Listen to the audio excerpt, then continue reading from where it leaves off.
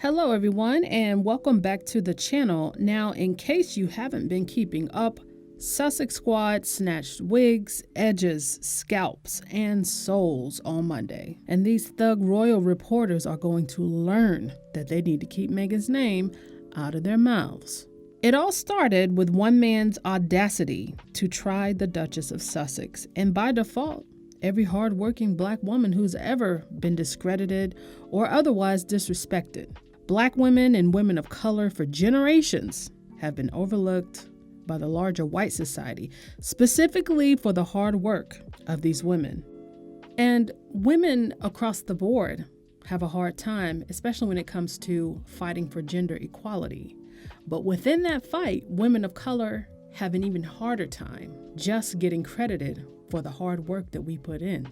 And we see that the tabloid press not only wants to bully Meghan day in and day out, but they've turned a corner in this trend to completely discredit a woman of color despite her blood, sweat, and tears. Now, as you all know, Meghan came back from her maternity leave on the 12th of September, and she came back with a bang. Not only were we, her supporters, reminded of why we missed her so much, but the world, including the bullying press, they got to be reminded just how amazing Meghan is and how much of an asset she is to the royal family and frankly to England. But with that reminder comes the reminder of excellence. And because of her excellence, her bullies must remind themselves that she, a woman of color, she took no handouts to accomplish what she has in life.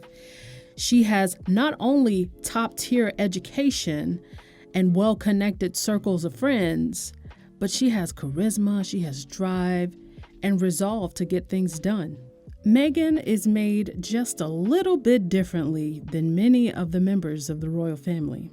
Meghan's launch of the Smart Set was such a success that the haters just can't help but identify themselves.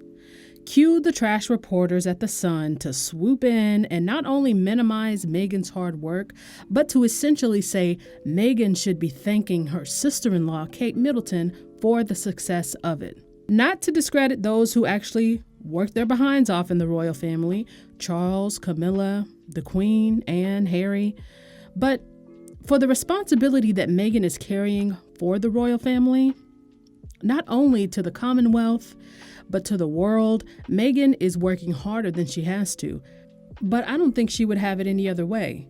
Now that said, and with all due respect, Kate Middleton is not one of the people who ever makes the hardest working royal list. She is a senior royal, so that's why that's important.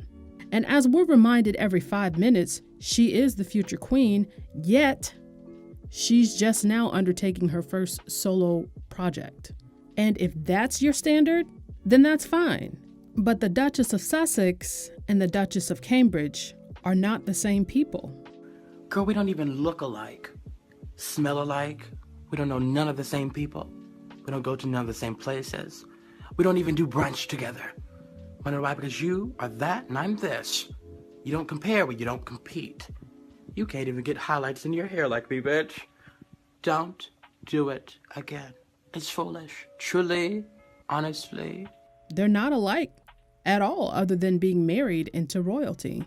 So imagine my amazement, and I'm sure yours too, upon reading the words of this BS article saying Meghan should thank Kate for Meghan's idea, for Meghan's work ethic, and for Meghan's ultimate success. But as silly as that is, I'm not even upset at anything Kate has done because as far as I'm concerned, she didn't make this guy write this article. Now, in the article, not only does this man discredit Meghan, he says that she should credit Kate. And he goes on and on about things that his made-up sources, otherwise known as him, okay, because that's what an anonymous source is. It's a made-up quote by the person who's writing the article. His anonymous source saying things like, Meghan knows she has to get back on the public's good side after the way she was losing this summer. People need to like her again. Did you see the fans lined up waiting to catch a glimpse of Meghan? And if they had an issue with her, Why would they be there in the first place to greet her? And I have always said that these reporters, they write what they believe, and they write what they're trying to convince other people to believe. They're not writing what's actually true. And Phil Dampier does not want people to like Meghan. And he doesn't want Meghan enjoying as much success as she is and is due to enjoy now that she's back from maternity leave. Now, should I remind the girls that Meghan worked through her maternity leave? And to my knowledge, Catherine has never done so. Not ever. Like ever. And I'm on the record as saying neither should a pregnant woman have to work during her maternity leave. That's what it's there for. But we know that Kate takes a full 6 months, and that's probably because she has to, because we've never been allowed to forget the fact that she has severe morning sickness when she's pregnant. Therefore, she can't work. Okay, well, that doesn't really excuse when she's not pregnant for her not really working as hard as some of the other royals. But again, that doesn't have anything to do with anybody other than Kate, just like Meghan's work doesn't have anything to do with anyone other than Meghan. Do you see the trend? See, because that's how I would think it works. That's the logical way to look at it. Yet, Dampier says that Kate is an inspiration for Meghan, saying, and I quote, "Kate is a huge inspiration, as she has provided a princess masterclass since she married William, and Meghan realizes she has a lot to learn from her." Continuing, Kate has been constantly graceful and elegant, flawless actually, and has the intuition for how ordinary British people think and feel about things, which Meghan has struggled to grasp. Meghan knows her reputation has taken a battering, and she has made big mistakes. But she is convinced she can turn it around. From now on, we will see a very different Duchess of Sussex, one that is much more humble and considerate. One that is more like Kate, basically. End quote. First of all, stop the clownery. Do stop that. You're embarrassing yourself. Nobody believes what you just said, or what I just read, rather, because it was said on Sunday. Nobody believes that but you, and maybe the delusional ones who don't like Meghan anyway. So stop the clownery. You're embarrassing Kate as well. Now, Kate didn't ask to be mentioned or tied to Meghan's Smart Set launch. Oh boy took that upon himself. Secondly, this plays right into the racist idea that white women are somehow the standard that women of color need to follow and aspire to. That in and of itself is a racist belief. And let me reiterate, if Meghan is looking to follow Kate, there is literally nothing to follow. That's not shade, but Kate doesn't do much. She doesn't do much. Okay? Now, if Phil is talking about Meghan needing to dress up and be quiet and smile and shake hands, then you got the wrong one. And it's not that Meghan is all wrong for the royal family. She's just wrong for people like Phil and folks who hate on Meghan for daring to be black and excellent. Because let's face it, that's all this is. The facts are, she is outshining many people in the royal family, not just Kate, but including Kate. It needs to be said. Okay? Now, that's not a fault of Meghan's or Kate's, but discrediting Meghan in favor of Kate does nothing to help Kate. And I'd venture to say it is their true desire to have Kate be more like Meghan, because that's what they were looking for before Meghan arrived. A future queen who is interesting and works a lot. That's what the tabloids said anyway, and the receipts are all there. Now that someone is new, though, and they're black and all up in the mix, Kate, just as she exists now, is the quote-unquote way to be. And now Meghan needs to take a cue? No. I think you got your duchesses mixed up, because Meghan is exactly what you said you wanted Kate to be. She's it. But because she's not your English Rose, the goalposts have moved. But the real sad thing is, if Kate was even just half as engaged as Meghan currently is in her work, in the public, in her charities, people like Dampier would be all over it. She'd be the second coming of Christ by now.